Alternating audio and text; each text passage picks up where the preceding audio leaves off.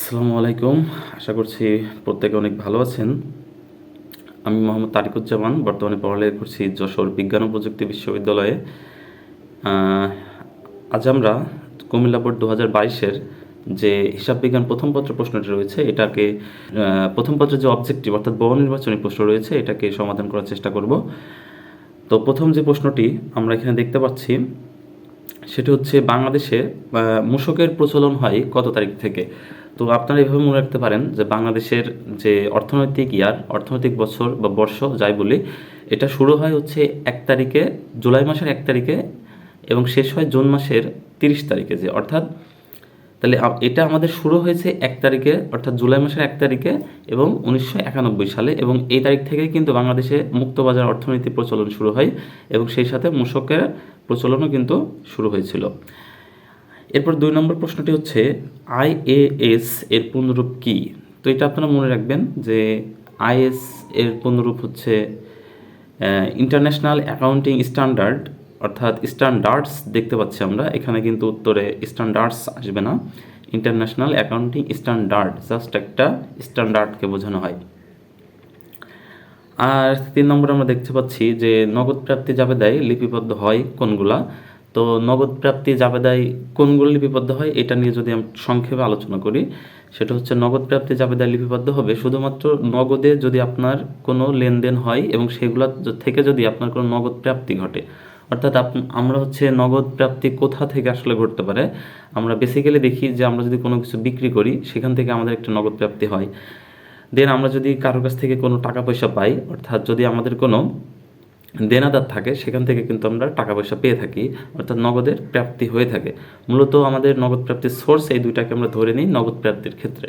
তাহলে আমরা এখানে দেখি যে নগদে বিক্রয় করলে আমাদের নগদ প্রাপ্তি ঘটে, এবং যদি আমরা কোনো ঋণ গ্রহণ করি সেখান থেকে কিন্তু আমাদের নগদের একটা প্রাপ্তি ঘটে থাকে। এরপর যদি সুদ প্রাপ্তি, অর্থাৎ আপনি কোথাও ইনভেস্ট করেছেন, বিনিয়োগ করেছেন, সেখান থেকে যদি আপনার একটা ইন্টারেস্ট বা সুদ আসে সেটা কিন্তু আপনার জন্য একটা প্রাপ্তি হবে। তাহলে অ্যান্সার এখানে 3টাই হবে। এরপর হচ্ছে জনাব ইশরাক 1 জুলাই 2021 সালে নগদ 2 লক্ষ টাকা এবং আসবাবপত্র 30,000 এবং 40,000 টাকা ব্যাংক ঋণ নিয়ে ব্যবসা শুরু করেন, এবং উক্ত মাসে তার আরও কিছু লেনদেন আমরা নিচে দেখতে পাচ্ছি: পণ্য ক্রয়, ভাড়া প্রদান, ধারে পণ্য বিক্রয় এবং আয়কর পরিশোধ। এখন প্রশ্নটি হচ্ছে যে জনাব ইশরাকের স্বত্বাধিকারের পরিমাণটা আসলে কত। তো আমরা জানি স্বত্বাধিকার বলতে কি বোঝানো হয়, এটা অ্যাকচুয়ালি মালিকানা সত্ত্ব বা ওই বলতে আমরা যেটা বুঝি তাকেই বোঝানো হয়। তো আমাদেরকে এখন মালিকানা সত্ত্বটা আসলে বের করতে হবে। তো মালিকানা সত্ত্ব বের করার আমরা একটা সুন্দর ফর্মুলা জানি যে আমাদের টোটাল যে প্রথমে মূলধন থাকে, মূলধনের সাথে যদি কোনো আয় হয় আমরা যোগ করব, এবং ব্যয় হলে সেগুলোকে বিয়োগ করব, এবং যদি কোনো উত্তোলন থাকে সেগুলোকেও আমরা ব্যয় ধরে নিয়ে এখানে করলে হয়ে যাবে, যেহেতু উত্তোলন একটা আমরা কিন্তু মূলধন থেকে বিয়োগ করে থাকি। তো এখানে যদি আমরা দেখি প্রথমে মূলধন কত ছিল, যে 2 লক্ষ টাকা সে নগদ নিয়ে আসছে এবং আসবাবপত্র নিয়ে আসছে 30,000 টাকা, অর্থাৎ 2,30,000, এবং 40,000 টাকা ব্যাংক ঋণ নিয়ে আসছে। তো ব্যাংক ঋণ কিন্তু এখানে যোগ না করলে হয়ে যায়, কারণ হচ্ছে ব্যাংক ঋণ নিয়ে আসলে আপনার নগদ টাকা বৃদ্ধি পায়, একবার সম্পদে যোগ হয় আর একবার আপনার দায়ের সাইডে যোগ হয়। মানে জিনিসটা যেহেতু একবার যোগ হয় একবার বিয়োগ হয়ে যায়, সেক্ষেত্রে কিন্তু এটা না করলেও হয়ে যাচ্ছে। ওকে, তাহলে আমরা দেখলাম যে এখানে আমার মূলধন থাকছে 2,30,000। আর যদি আপনারা মনে করেন শেখার জন্য যে 40,000 যোগ করবেন এবং 40,000 বিয়োগ করবেন, তবেও কিন্তু 2,30,000 টাকায় আসবে। এবং এখান থেকে আপনার যে আয়গুলো আছে যোগ করবেন, তাহলে আয় আছে কোনটা, এখানে ধারে পণ্য বিক্রয় করলে একটা আয় হয়, 80,000 যোগ হবে, এবং বাকি 3টা পণ্য ক্রয়, ভাড়া প্রদান এবং আয়কর, 3টাই কিন্তু এখান থেকে মাইনাস করতে হবে। মাইনাস করলে আপনারা দেখতে পাবেন এটার উত্তরটা চলে এসছে। ওকে, এরপর ধারে পণ্য বিক্রয়ের জন্য হিসাব সমীকরণ, অর্থাৎ এ সমান সমান এল প্লাস ওই, এই ওই এখানে আপনার কোন উপাদানের পরিবর্তন ঘটবে। তো এটা খুবই সহজ একটা প্রশ্ন আপনাদের জন্য, এটা আমি বিশ্বাস করি যে ধারে যদি পণ্য বিক্রয় করা হয় সেক্ষেত্রে বিক্রয় করলে একটা আয় হয়। তো আয় হলে কি হয়, আয় হলে আমরা জানি মালিকানা সত্ত্বে যোগ হয়। আর হচ্ছে যেহেতু ধারে বিক্রয় করা হয়েছে তাহলে নগদে কিন্তু যোগ হচ্ছে না, এটা আপনার দেনাদারে যোগ হচ্ছে, অর্থাৎ সম্পদে বৃদ্ধি পাবে এবং মালিকানা সত্ত্ব অর্থাৎ ওইতে বৃদ্ধি পাবে। তাহলে উত্তর হচ্ছে এখানে এল। এরপর ব্যাংক সমন্বয় বিবরণী কে প্রস্তুত করেন। তো আমরা জানি ব্যাংক সমন্বয় বিবরণী সবসময় প্রস্তুত করে থাকেন ব্যাংকের যে আমানতকারী আছেন, অর্থাৎ আমরা জানি ব্যাংকের আমানতকারী হচ্ছে ব্যাংকে যারা অ্যাকাউন্ট করে আসলে তাদেরকে ব্যাংকের আমানতকারী বলা হয়, অর্থাৎ আমানতকারী ডিপোজিটর যারা ব্যাংকে অ্যাকাউন্ট করে যারা ডিপোজিট রাখে লেনদেন করে তাদেরকে বলা হয় আমানতকারী। আর ব্যাংকার বলতে যারা ব্যাংকে চাকরি করে তাদেরকে বলা হয় ব্যাংকার। তো ব্যাংকাররা আসলে ব্যাংকের অনেক কাজ আছে ভাই, আপনার ব্যাংক সমন্বয় বিবরণী প্রস্তুতটা তারা করবেন না, ব্যাংক সমন্বয় বিবরণী প্রস্তুতটা আপনি যদি ব্যাংকে অ্যাকাউন্ট করেন তাহলে আপনাকেই এটা প্রস্তুত করতে হবে। তাহলে এইভাবে মনে রাখতে পারেন যে আপনি যেহেতু একটা ব্যাংকের গ্রাহক হন, তো আপনি যেহেতু নিজেই এটা তৈরি করেন তাহলে কিন্তু আপনি গ্রাহকই এখানে বা আমানতকারী কিন্তু ব্যাংক সমন্বয় বিবরণী প্রস্তুতকারক। ওকে, এরপর হচ্ছে একটি সম্পদের আয়ুষ্কাল 8 বছর হলে উক্ত সম্পদের সরলরৈখিক পদ্ধতিতে আয়ের হার কত? খুবই সিলি একটা কোশ্চেন ছিল এটা। আমরা জানি যে আমাদের যদি আয়ুষ্কাল বের করতে হয় অবসরের ক্ষেত্রে তাহলে 100কে সরলরৈখিকের ক্ষেত্রে আমরা 100কে সবসময় এন দিয়ে ভাগ করি, অর্থাৎ 100 ভাগ এখানে এন হচ্ছে 8, তাহলে 8 দিয়ে ভাগ করবো, তাহলে আমার মেবি এখানে হচ্ছে 8×10 = 80, 8 দুগুণে তাহলে এটা হচ্ছে 12 দশমিক সামথিং, অর্থাৎ 12 দশমিক এই যে এখানে 5 আছে, এটাই কিন্তু এখানে উত্তর হবে। এরপর হচ্ছে আর্থিক বিবরণী প্রস্তুতের রোডম্যাপ বলা হয় কাকে? আমরা জানি আর্থিক বিবরণী প্রস্তুতের আগে আমরা কিন্তু একটা আর্থিক বিবরণীর মতোই একটা খুবই জটিল একটা বিষয় সমাধান করি, সেটা হচ্ছে কার্যপত্র, যেটা হচ্ছে হিসাব বিজ্ঞানের একটি ঐচ্ছিক ধাপ। এটা হিসাব বিজ্ঞানে না করলেও কিন্তু হিসাব বিজ্ঞানের কোনো সমস্যা হয় না। তো এটা কোনো বাধ্যতামূলক কোনো হিসাব চক্রের কোনো ধাপ নয়। তো হিসাব চক্রের যে 10টি ধাপ আছে, কার্যপত্র কিন্তু একটি ঐচ্ছিক ধাপ, আর এটাকেই বলা হয় মূলত হিসাব বিজ্ঞানের যে আর্থিক বিবরণী আমরা প্রস্তুত করি, আর্থিক বিবরণীর একটি রোডম্যাপ। এরপর হচ্ছে রেয়ামিলের যে বিমা প্রিমিয়াম 2400 টাকা এবং সমন্বয়ে বলা ছিল প্রত্যেক বছর 31শে মার্চ তারিখে বাৎসরিক ভিত্তিতে তা প্রদান করা হয়। তাহলে আয় বিবরণীতে বিমা প্রিমিয়াম কত টাকা দেখাতে হবে? এটা কনসেপচুয়াল একটা কোশ্চেন, ঠিক আছে? এটা আসলে কোনো ম্যাথমেটিক্যাল সলভ নাই, এটা হচ্ছে কনসেপচুয়াল কোশ্চেন যে রেয়ামিলে আপনার টাকা দেখানো আছে 2400 টাকা, ঠিক আছে? এই রেয়ামিলের টাকাটা দ্বারা কি বোঝায়? রেয়ামিলের টাকাটা যদি বিমা প্রিমিয়াম বলা থাকে এটাকে আমরা এটাই ব্যয়, এটাই আপনার ব্যয়।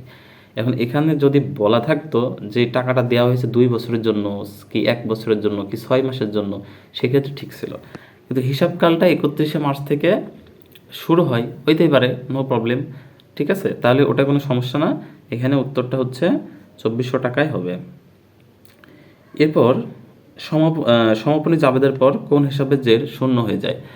তো সমাপনী জাবেদাটা আসলে আমাদেরকে একটু বুঝতে হবে যে সমাপনী জাবেদাটা হচ্ছে অ্যাকচুয়ালি আমরা একটা বছর বা হিসাবকাল শেষে যে, অর্থাৎ 31শে ডিসেম্বর কোনো বছরের 31শে ডিসেম্বর বা অন্য কোনো হিসাবকালের শেষ তারিখে হতে পারে, সেই দিন দাঁড়িয়ে আমাদের যে নামিক হিসাবগুলো আছে, নামিক হিসাব বলতে বোঝায় আয় জাতীয় হিসাব প্লাস ব্যয় জাতীয় হিসাব, মানে যে হিসাবগুলোকে আমরা মুনাফা জাতীয় লেনদেন অথবা আয় ব্যয় বিবরণীতে অন্তর্ভুক্ত করি, এই লেনদেনগুলোকে আমরা বন্ধ করে দিই।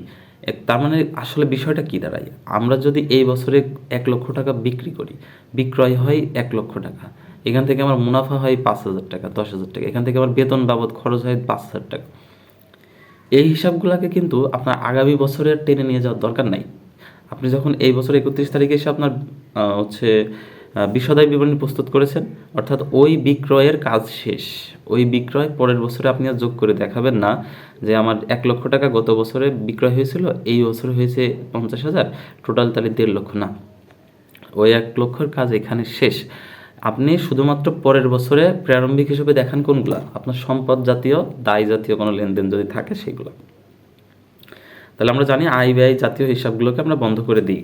তাহলে এখানে সমাপনী জাবেদায় কোন হিসাবগুলো যে শূন্য হয়ে যায়? শূন্য হয়ে যাওয়া বলতে বন্ধ করে দেওয়া, ঠিক আছে? বন্ধ করে দিলে শূন্য হয়ে যায়। তাহলে আমরা দেখব বকেয়া বেতন। বকেয়া বেতন বলতে এটাকে একটা দায় বোঝায়, অগ্রিম ভাড়া একটা সম্পদ, সেবা আয়, সেবা আয়টা কিন্তু একটা আপনার আয় জাতীয় হিসাব, ঠিক আছে? তাহলে আয় জাতীয় হিসাব যেহেতু এটা একটা নামিক হিসাব, এটাকে আমরা সমাপনী জাবেদার মাধ্যমে এর হিসাবটাকে শূন্য করে দিই অথবা বছর শেষে বন্ধ করে দিই। এরপর হচ্ছে পুঞ্জীভূত অবচয় আছে। পুঞ্জীভূত অবচয়টাকে কিন্তু বলা হয় একটা বিপরীত সম্পদ। ওকে, পুঞ্জীভূত অবচয় আমরা পরের বছরে অবশ্যই নিয়ে যাই, যেহেতু আমাদেরকে অবচয় বের করতে হয়। আচ্ছা, 11 নম্বর প্রশ্নটা হচ্ছে আর্থিক বিবরণীর তথ্য সরবরাহ করে, কি তথ্য সরবরাহ করে? তো আমরা জানি যে আর্থিক বিবরণী কিন্তু অবশ্যই একটা আর্থিক ফলাফল এখান থেকে সরবরাহ করে। এরপর হচ্ছে আর্থিক অবস্থার একটা ফলাফল সমাধান করে বা সরবরাহ করে। কারণ হচ্ছে আর্থিক অবস্থা বলতে আমরা বুঝি আর্থিক অবস্থার বিবরণী, সেখান থেকে কিন্তু আমাদের আর্থিক অবস্থাটা কেমন সেটা প্রকাশ করা হয়। এরপর হচ্ছে নগদ প্রবাহ। নগদ প্রবাহ কিন্তু আর্থিক বিবরণীর একটা অংশ। আমরা জানি যে আমার নগদ কত টাকা হচ্ছে আন্তঃপ্রবাহ হয়েছে এবং কত টাকা বহিঃপ্রবাহ হয়েছে, এটা কিন্তু আমরা আর্থিক বিবরণীর তথ্যের মাধ্যমে জানতে পারি। এরপর আসবাবপত্রের ক্রয় মূল্য হচ্ছে 3,500 টাকা এবং অবচয়ের হার হচ্ছে 10% সরলরৈখিক পদ্ধতি এবং পুঞ্জীভূত অবচয়ের পরিমাণ আছে হচ্ছে 2,100 টাকা। এখানে প্রশ্নটি হচ্ছে আসবাবপত্রটি কত বছর পূর্বে ক্রয় করা হয়েছিল? তাহলে একটু আমাদেরকে জাস্ট দেখতে হবে প্রতি বছরের জন্য অবচয় আসলে কত টাকা করে আছে। তো আমরা জানি প্রতি বছরে 10% করে এখানে অবচয় আছে। তাহলে আসবাবপত্রের ক্রয় মূল্য যদি 3,500 টাকা অর্থাৎ 3,500 টাকা হয়ে থাকে, এর 10% আসে 350 টাকা। তাহলে কত বছর শেষে অ্যাকচুয়ালি আমার 2,100 টাকা পুঞ্জীভূত অবচয় হয়? পুঞ্জীভূত অবচয়টা কিন্তু আপনাদের জানা উচিত, সেটা হচ্ছে প্রতি বছরের যে অবচয় সেটা কিন্তু একসাথে যোগ করে পুঞ্জীভূত অবচয় হয়। তাহলে প্রতি বছরে যদি 350 টাকা হয়, তাহলে 2,100 টাকা আসতেছে কত বছর পরে?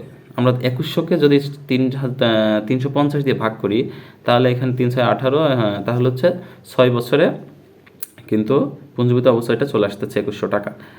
আচ্ছা, এরপরে হচ্ছে পায়রা ট্রেডার্স 31 ডিসেম্বর 2021 সালে আর্থিক অবস্থার বিবরণীতে মূলধন বাবদ ছিল 5 লক্ষ টাকা এবং 12% কী ছিল? এটা হচ্ছে ঋণ ছিল 1 লক্ষ টাকা এবং ঋণের বকেয়া সুদ ছিল 12,000 টাকা এবং প্রদেয় হিসাব ছিল